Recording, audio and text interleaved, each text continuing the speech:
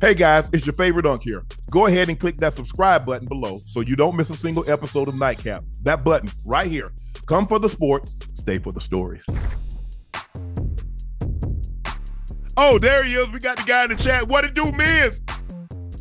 Man, we're unbelievable. Very good. Very, very good. Thank you guys very much for having me. Appreciate it. No, thank you for coming on. We understand that you're very, very busy. So talk to us tonight. You're getting ready to hype up. They got a big event that's happening in 25, Wrestlemania. It's going to be bigger because they seem to get bigger and bigger and better every single year. So talk to us about it. Yeah, WrestleMania 41 tickets are on sale tomorrow for April 19th and 20th. Allegiant Stadium, Las Vegas. We're taking it over. Not only does WWE go to Las Vegas for just WrestleMania, it's literally SmackDown on Friday, and then Saturday is WrestleMania, Sunday's WrestleMania, 2 nights, and then Monday's Raw. Not only do we have that, we have NXT Stand and Deliver, WWE Hall of Fame, WWE World, which is very interactive. The Super Bowl was in Las Vegas last year. We saw that platform and what it did and what kind of party that city knows how to do. Yes. And WrestleMania said, you know what? Super Bowl can do it. We can do it twice. Yeah. So it's going to be something special. It's going to be something to remember, and you're not going to want to miss it. Most definitely. Listen, Miz, you and I, we had our little interaction, little quarrel a few years ago. But the Miz character has always been larger than life. Everything you do, the way you carry yourself, your aura, your energy has always been larger than life. How much of that is real, and how much of it is performance? A lot of it's performance, to be honest. Like, my kids don't look at me and go, actually, it was weird. My daughter, unfortunately, broke her ankle, and she had me like sign her cast. And I was like, what do you want me to sign it? Do you want me to sign it Daddy or Mike? Right. And she was like, The Miz. And I'm like, my daughter doesn't really watch. She's 6. You know what I mean? So she doesn't, she understands the lights. I'll let her watch the entrances, or if I actually win, because she only likes it if I win. So it's interesting to see them start to get into it. And then my other daughter was like, saw my action figures and she like wanted them. And I was like, oh, she doesn't want Barbies. She wants daddy action figures. And I was like, this is amazing.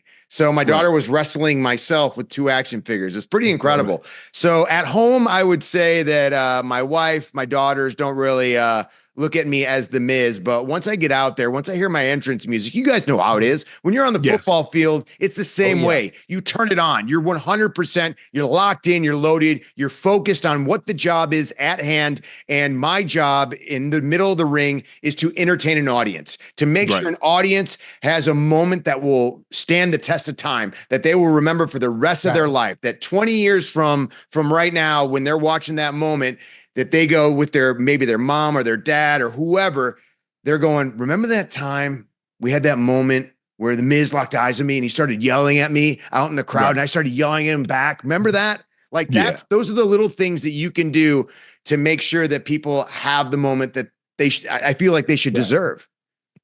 How special is like it? When you guys were on the football field, don't you think you turned on like a character? Like almost like it's, there's something more to it than just, Chad. He was Ocho. Miz, how special is it for your daughters to be old enough to know what you do? And they kind of appreciate it, because your daughter says, I don't want you to sign it as Daddy. I don't want you to sign it as Mike. I want you to sign it as the Miz. And your is the daughter older, the other one that liked the action figures? She's younger. She's a year younger. So they're 5 and 6. But to see and to know what Daddy does, that has to have a special place in your heart, because your kids are old enough to know what you do. It does. Whenever like my song will come on, like say if we're in the car and then I'm on shuffle and my song comes on, she goes, Daddy's song. I'm like, yeah, that's my entrance music. Yeah, it's mine. It is. There's something about like your daughters, I don't know, not necessarily like, I guess looking up to you, and you're their role model, right? You're the person that they look at as a man, and how you treat my wife, how I treat other people. They're gonna emulate that, and so it's nice to like today. I had I had media all day, but I made sure that I had time to go. We had a teachers conference, and I had to make sure that I wanted to be there because I want to ask questions. I want to know what my daughter's like in school. You know, she doesn't really like to tell me. Like after school, I'm like, you know, what was your favorite part of the day? What was the most fun thing you had? And they don't want to talk about anything. So I just let it be until they're ready to tell me. So to hear a teacher say that she is so helpful, she is amazing, she's learning well, and to hear it received. And one time, you know, a girl was looking for a pink pen. She had no idea. Maddie didn't even talk. She just went and got the pink pen and gave it to the girl. It's the sweetest thing. I was like, that's my girl. That's my girl. I'm doing something right. Because as a dad, you never know if you're doing it right. You always, to be honest, I always feel like I'm doing it wrong. I always sit there and go, man, I can't mess this kid's life up. Like, oh, I didn't mean to use my big boy voice, but you were kind of just digging. And I was like, no, stop it, please. Yeah. Oh my God. But you do know this, Miz. Miz, you're the first man your daughters will ever love. Yeah. There'll be some after you, but you'll be the first. Yeah, it's crazy, huh? Yeah, it is. It really is. It's something like when they first were born, it's like a new piece of your heart opens up. Like everyone always says, like, you know, you don't know what it's like until you have kids. You don't know what it's like until you have kids. And it's so true because you can sit there and say, no, I get it. It's like, no, you don't. Like if you're not watching them constantly, they will do something that will harm them. And you have to keep an eye on them at all times. And then everything you do, they will emulate. So if you're rude to someone or if you're mean to someone, they're gonna pick that up. So you kind of watch and check yourself at all times. Now, I don't think they should watch my character in WWE because The Miz is very egotistical, arrogant, and a little cocky, if you will. Matter of fact, speaking of your character, listen, you played both the face and you played the heel throughout your career. Now, I'm curious to know, being that you've done both, which role do you prefer and why? Oh, you kidding me? What do you guys? I mean, what would you guys rather be? A good guy smiling and shaking hands and kissing babies, signing autographs, or the big bad heel, the bad guy that walks in? That's the villain. I was always the villain, and I enjoyed. I embraced that role of being the villain. You know, not being liked, always being the bad boy, being the bad guy. I enjoyed it, but for the most of the part, when it comes to wrestling, what do you think is better? I didn't look at you as the villain, by the way. I looked at you as the star. When I saw you on Hard Knocks and saying, child, please, I was like, star. That guy, bona fide star. Okay. When you're cutting and dicing people up and making touchdown catches, star. Okay. I don't see a bad guy. I don't see a villain. And I don't see a villain in myself. The audience sees a villain, and they can see all the villain that they want. But I always look at myself as the hero, as the person that is to triumph. I'm the ultimate underdog.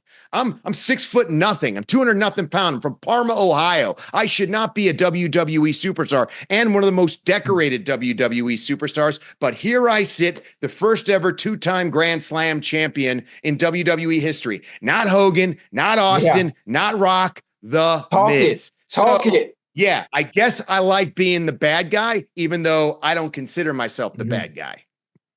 So when will they release the lineup, or when will you know who's going to be on the card at WrestleMania? We always start releasing lineups more towards the Royal Rumble, and that's usually around January, February. Our tickets go on sale. Everyone knows that every WrestleMania is bigger than the next. Last year was the biggest WrestleMania ever. I believe there was 145,000 in attendance both nights, and the most watched WrestleMania ever. I think, in my opinion, it was the best main event WrestleMania ever. Seeing Cody Rhodes win the WWE Championship, finishing his story, the story that the late great Dusty Rhodes was never ever to get, the title he's never ever to get. His family finally got it. It was a beautiful story, and Cody's been doing a tremendous job. We have tons of huge superstars now. Like it feels like, I don't know if you guys remember this, but for me, the Attitude Era was everything. Yeah. You know, growing up in high school, Austin, Rock, the D-Generation X, it was awesome. Everyone always talked about it, right? And I've been in WWE for 20 years, and I didn't get to experience that. This feels the way the energy is in the locker room, the way the energy is out in the crowd. It feels like a new day Attitude Era, and I'm having a blast with it because it feels like, as we call it, everyone's over, which meaning every time a person walks out, they get a huge reaction.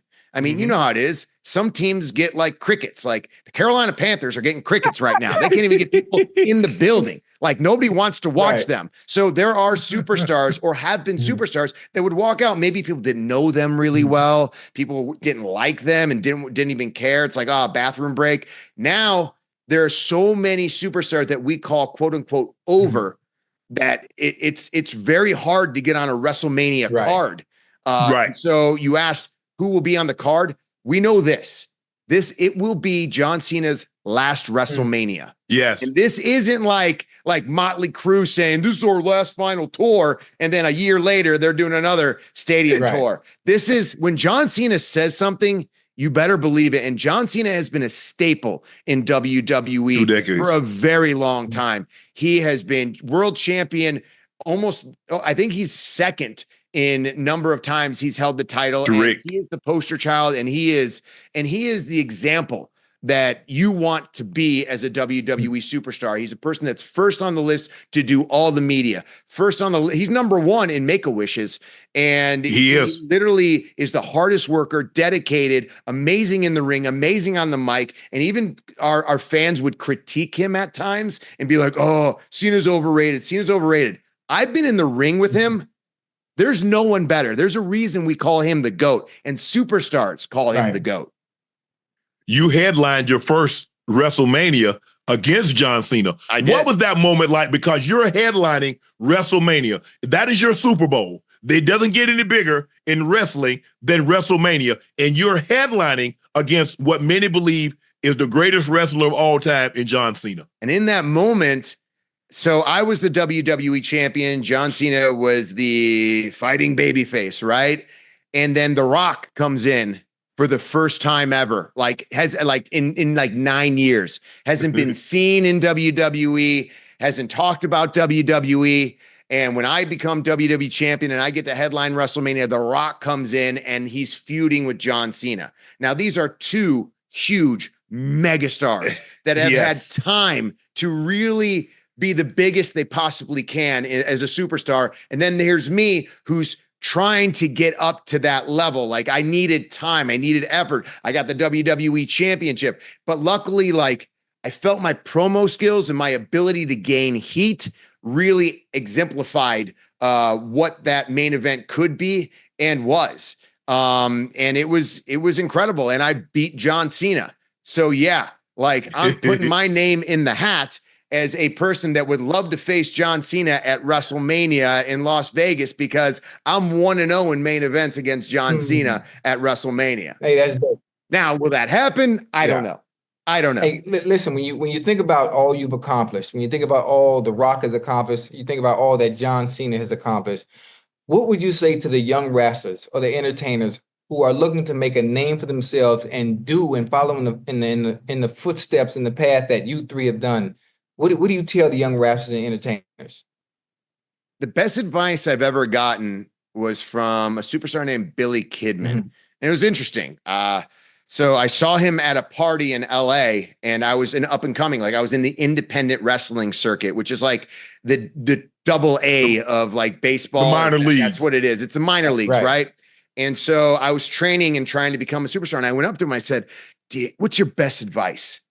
And his advice was stick with it. And it sounds so easy. Right. And when I said stick with it, he goes, yeah, it's think about it.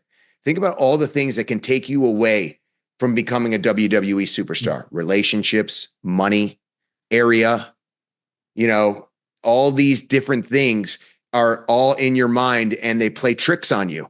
When you're sitting there and you're in these minor leagues. And at that time, I was on The Real World and I was doing challenges. And so I was on TV, and I felt and then I was also doing that. I was doing improv classes, acting classes. I was like, why isn't WWE taking me? I don't understand. If they're not going to take me now, then when are they?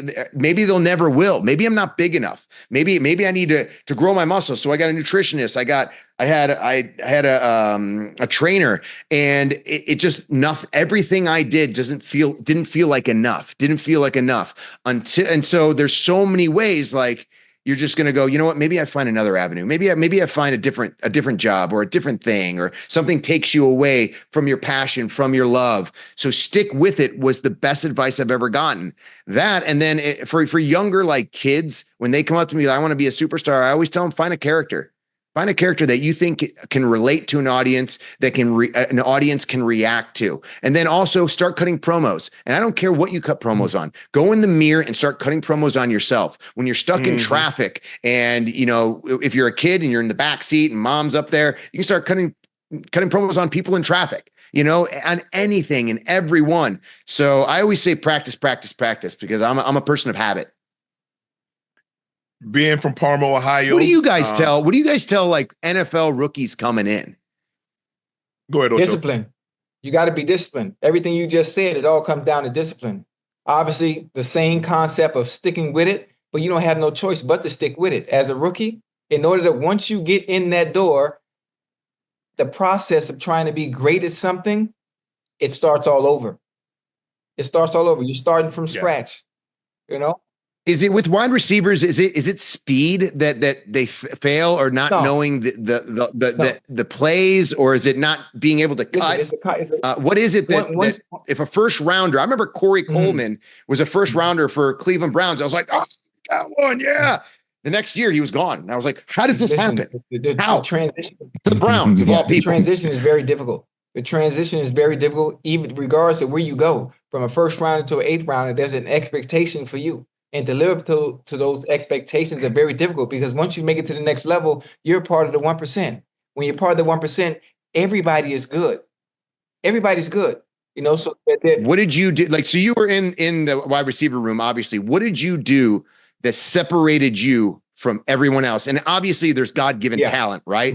But also I feel like there's something more that both of you did that everyone else wouldn't or couldn't do. Well, is that safe to say? Yes. In a sense, I think for me that there was God-given talent, but there was hard work, a lot of hard work that I also put in that was overshadowed by the fun and the antics and the celebrations, and that was okay. So you obviously, for me be able to pull some of the stuff off that I did, the extracurricular activities, I had to work my ass off to be able to pull it off, the talking and be able to walk it every Sunday for a decade straight. And then obviously when it came to my route running, that was what I was known for. So I when it comes to receivers, you have to have one niche. You have to have one niche that makes you special and separates you from everybody else. So my niche was my footwork and my ability to run routes, to run very, very fast and stop on a dime and be able to transition and accelerate in less than 2 steps. And that was always my thing.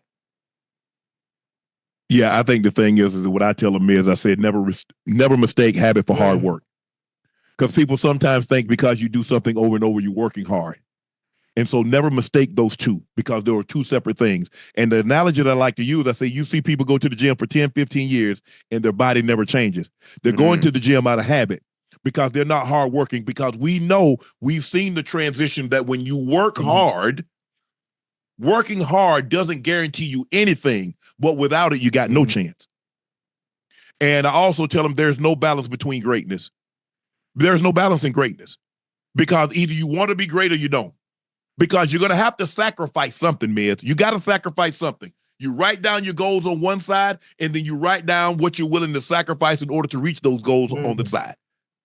Nice. And if you're not willing to sacrifice to reach those goals, so whose fault is that? That's yours. And the Ocho said, you got to be willing in order to do what others can't. You have to be willing to do what others won't or can't. That's how you become that, because you have to be willing to do something to set yourself apart.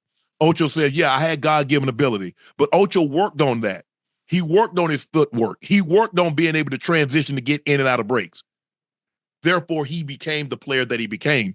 But a lot of people just think, like Ocho said, you're at the 1%, but everybody's good. Everybody got talent. God blessed everybody at that next level.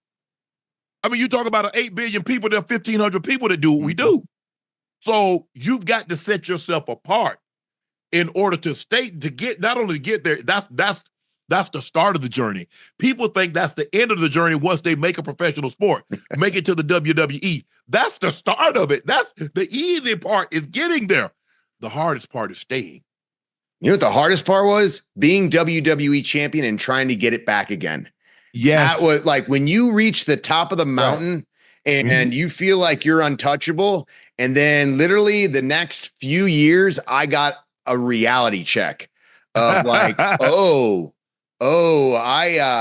have to elevate everyone else around me as well. And people just don't elevate me. I need to learn how to elevate everyone else around me. So now it's a whole nother responsibility that I had no idea I needed to have. And you're like, oh, okay, I guess I wasn't prepared for that. And now you gotta, and it's always learning. Like even at 44 years old, 20 years in the business, I'm still learning. And I'm learning from the younger guys as well, because some of them are very fast, very, very agile, can do certain things. And maybe they don't know where the particular place is to place those things to get the biggest reaction from the crowd. And so that's where my knowledge can come in. But they keep me going. Like, I'm like, ooh, I can keep up with this kid. I can keep up with this kid. Like there's some people, some new talent coming into WWE that I look at and I go, man, I can't wait to wrestle this guy. Right. Miz, you mentioned the Browns. So you're a Browns fan. Big Browns fan. What do you think about the Browns this season? You know, I started off with going on Rich Eisen's show and saying we're going to be undefeated the entire year and we're going to the Super Bowl and we're going to win. And the first game in, I texted Rich and I go, yeah, I was a little off on that because they just haven't looked like a team. There's something off about them. And I'm hoping, and I don't know if I'm hoping that Chubb coming back last game, he got the rust off. And I really feel that Chubb is the heartbeat of that offense, and everything goes through Chubb. And so with the defense that they have, which I think they have amazing cornerbacks. They have Myles Garrett, one of the greatest ever in defensive players ever, in my opinion. And then you get Chubb back in there. I think they can start making a run. And I went on Eisen today and I said that we're going to go undefeated from now on. So that's the type of Browns fan you have right here. I am always optimistic, a delusional one, positively optimistic. Well, if you ever leave the Browns, you can go join the Cowboy fans because they're delusional like you are if you think y'all gonna go undefeated and win the Super Bowl. What happened to the Cowboys? They just don't have a running back? Is that what it is? It's a lot of things. Not a running back. They're not very good on either side of the ball. I think the thing is if they weren't the Cowboys, we'd like, oh, okay, they're a bad team. But because they're the Cowboys, we kind of make excuses for them for why they're bad instead of just saying they are bad. All right, who's a good team? Like a solid team? The Ravens, the Lions, the Chiefs. You know what's weird? Mahomes hasn't even played, like everyone's been saying he hasn't played that well. He hasn't. But they're undefeated. Is that a culture that they can play like okay? Like Travis hasn't been blowing people out of the water either. No. And they just win. So is that a culture? Is that what the Browns are missing?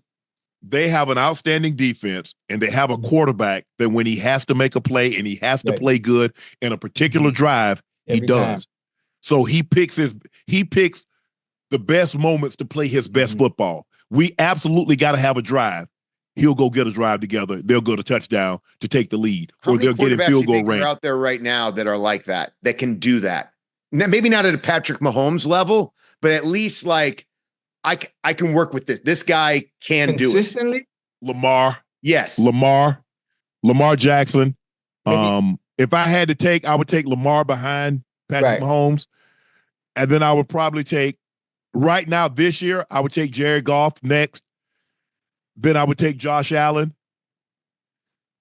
Those would probably be right now if I had to take someone. What do you think the Jets' problem is? They're depending on a guy that is not what he once was, and they pinned all their hopes. See, he has to be great in order for them to win, because they were counting on him like their defense is going to hold people to 10 points, 13 points. But what happens when they don't? And so they can't consistently put drives together, and he's turning the ball over at a rate that we've never seen Aaron Rodgers turn the ball over. It hit Wilson on the literally chest, like one of his. I mean, I was like, how does that even his fault? Like, it's so interesting football. It's like inches, like today, like Thursday night game. I mean, I literally watched Darnold get face masked and taken down, and there's no foul, and then the game's over. And I went, no, we have a minute 42 seconds left. They can go down. Like, I'm not even a Vikings fan, but I was ready for a 2-minute like drill and see if they can actually make a comeback. And he was standing right there. The ref was literally 3 feet away. How do you miss that? You can't. You can't. But he did. Yeah, he did. I mean, obviously, he was gonna get. They get judged. Just like, obviously when you're wrestling, you get scouted, you get judged. I'm sure the official at the WWE say, oh, well, Miz, you probably should have done this when you did that, and so forth and so on. So officials get judged, and if they get judged, obviously you want to make the playoffs and potentially make the Super Bowl. But if you make too many of those egregious calls, you're not going to be in the NFL for long. I don't think Cup's getting traded either anymore. You can't trade them. They're 3-4. They're 1 game out. There's been talk all week. Pittsburgh's been excited. I said the same thing earlier. I think if they went to 2-5 or something like that, then the trade would have still been on. Even though that's like Stafford's best friend. Yeah, it's business. Oh yeah. I mean, the Jets literally brought everyone from Green Bay for Aaron, and they can't keep Stafford's great wide receiver. Nah, the cost, they don't care nothing about no best friends. Not in that situation. Now, you do things if you want to get a player. Obviously, they wanted Aaron, and so, they signed Lazard. They've signed, they went and got Randall Cobb also. Then you see they traded for Devontae, Tay Adams. But in this situation, they're like, nah. And I still believe if somebody comes along with a high enough draft pick, Ocho and I was discussing this earlier, Miz. I think if somebody comes along with a high enough draft pick, I still think they move it. Move Cup? Yeah. Second round? Well, I heard they wanted a third for him. So now you're thinking if someone comes and says, we'll give you a third, you think they would do it, or you think it's got to be a second? Yeah. They would do it on a third? No way. Yeah. It's Cooper Kupp. Yeah.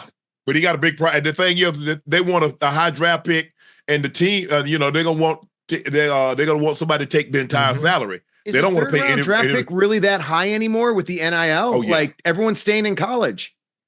Nah, NIL don't pay the kind of money that the NFL pays. You remember Caleb Williams? His dad talking about, well, he might stay in college. They ain't got no $40 million NIL deals. True. Well, Miz, man, thank you for joining us. Congratulations on everything that you've accomplished. Good luck. Hopefully, we see you at WrestleMania. It's going to be in Vegas this year.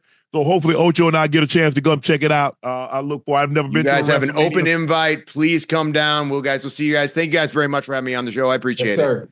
Appreciate you, bro. Enjoy the rest of the evening.